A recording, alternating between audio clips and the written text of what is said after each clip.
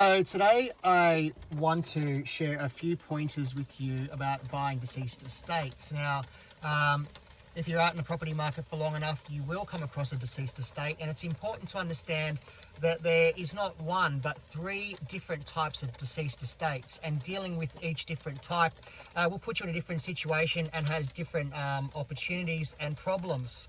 So the first type of deceased estate is when the property is being sold by the executor or the beneficiaries of the person, of the deceased. That's usually the children or maybe a family friend.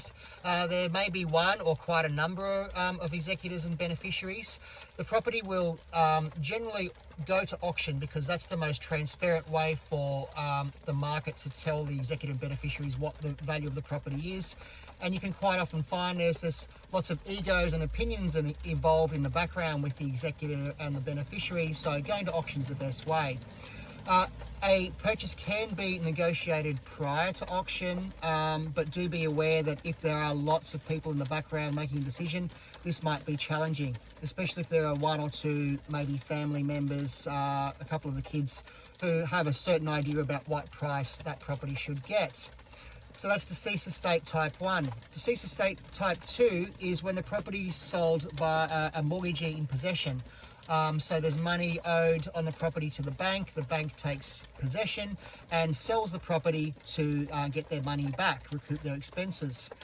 Now, the sale may be by private treaty or by auction. The bank is just looking to get fair market value, and because there isn't any emotional attachment from the bank to the transaction, there may be an opportunity to pick up a very fair price for the property in this type of transaction.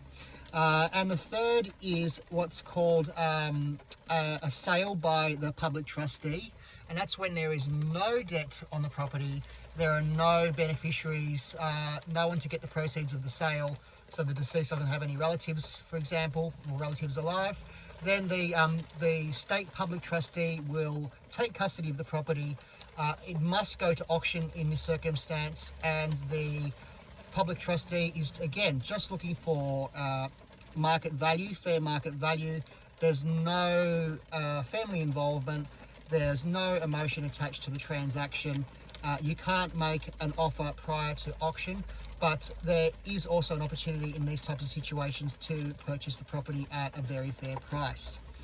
So it's always good to know in a deceased estate situation what type of deceased estate it is. Just ask the sales agent, and also for any information on the background, if there are executors and beneficiaries involved, how many decision makers are there, how easy or difficult might it be to secure the property prior to auction. I hope that's been useful to you today. If you have any questions, please don't hesitate to get in touch with me. I'd love to help you out.